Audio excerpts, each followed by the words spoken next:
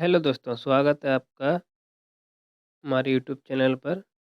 आज हम बात करते हैं वैनगंगा नदी और इससे जुड़े महत्वपूर्ण सवालों के बारे में। इस नदी का उद्गम स्थल की बात करें तो ये मध्य प्रदेश के सिवनी जिले के ग्राम मंडारा से होकर निकलती है। इस नदी के किनारे कोई प्रमुख शहर नहीं बसा हुआ है। इस नदी की लंबाई बात की जाए तो इसकी लंबाई है 569 किलोमीटर। नदी की गहराई ज्ञात नहीं है। इसका अंत वैनगंगा नदी गोदावरी नदी में मिल जाती है। अन्य नाम भंडोल या भंडोल नदी आदि हैं। अब हम बात करते हैं ताप्ती नदी के बारे में। इसका उद्गम स्थल मध्य प्रदेश के बैतूल जिले में मुल्तई नामक स्थान है। नदी के किनारे बसे प्रमुख शहर इसके किनारे नासिक, जलगांव, धुंधुले, नंदुरबार, अमरावती, भुसावल, नंदुरबार, अमरावती, अकोला, बुल्ढाना और वाशिम आदि हैं। लंबाई 724 किलोमीटर है इसकी लंबाई। नदी की गहराई ज्ञात नहीं है। इसका अंत खंबात की खाड़ी में होता है। अन्य नाम है इसका सूर्यपुत्री, आदिगंगा और तापी। सहायक नदियों की बात की जाए तो पूर्णा नदी, अरुणावती नदी, गोमती नदी, आनेर नदी, बाघोर नदी, गिरना नदी और मिंदोला नदी, पंजारा नदी आदि हैं। अब हम बात करते हैं सोन नदी और इससे जुड़े महत्वपूर्ण सवाल। इसका उद्गम स्थल मध्य प्रदेश में होता है। नदियों के किनारे बसे प्रमुख शहर कोई विशेष शहर नहीं है।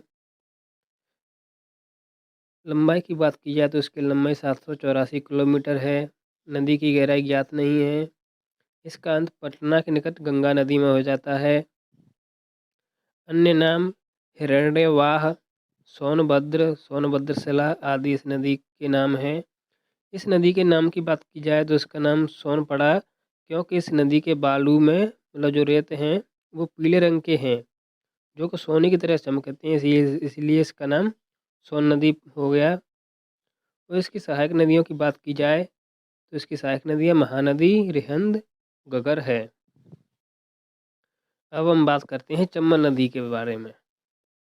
इस नदी का उद्गम स्थल मध्य प्रदेश में होता है जो कि जाना पाव की पहाड़ियों में माना जाता है।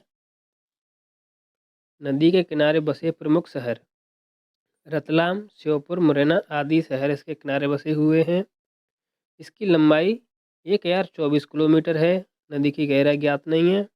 इसका अंत इटावा के पास यमुना नदी में हो जाता है, वहाँ पर यमुना नदी में मिल जाती है। अन्य नाम चरम्बाती है।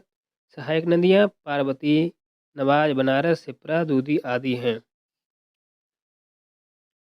अब हम बात करते हैं टोंस नदी के बारे में। इसका उद्गम स्थल मैकल की पहाड़ियों तामाकुंड से उद्गम हुआ है। नदी के किनारे बसे प्रमुख शहर देहरादून। लंबाई की बात की जाए 150 किलोमीटर इसकी लंबाई है।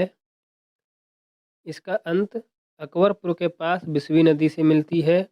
अन्य नाम मेहड़ा व तमसा हैं। सहायक नदियाँ नहीं दी गई हैं। अब हम बात करते हैं नर्मदा नदी। इसका उद्गम स्थल अमरकंटक है जो कि आपको याद रखना चाहिए, मोस्ट है। नदी के किनारे बसे प्रमुख शहर की बात की जाए तो इसके किनारे अमरकंटक, भरूच, महेश्वर, जबलपुर, होशंगाबाद, ओंकारेश्वर, खंडवा, बड़ोदरा, डिंडोरी, मंडला, राजपीपला, धर्मपुरी, बड़वानी, झाबुआ आदि शहर इसके किनारे बसे हुए हैं। इसकी लंबाई 1312 किलोमीटर है।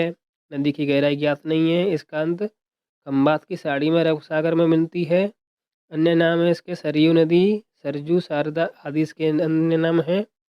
इसकी सहायक नदियाँ राप्ता, शारदा, छोटी गंडक आदि हैं। अब हम बात करते हैं शिप्रा नदी एवं इससे जुड़े महत्वपूर्ण सवाल। इसके उद्गम स्थल की बात करें तो मध्य प्रदेश के महू चावनी से लगभग 17 किलोमीटर दूर जानापाव की पहाड़ियों से होता है। नदी के किनारे बसे प्रमुख शहर मथुरा, दिल्ली, आगरा, औरैया, इटावा आदि शहर इसके किनारे बसे हुए हैं। लंबाई की बात की जाए तो इसकी लंबाई 195 से 196 किलोमीटर है। नदी की गहराई ज्ञात नहीं है।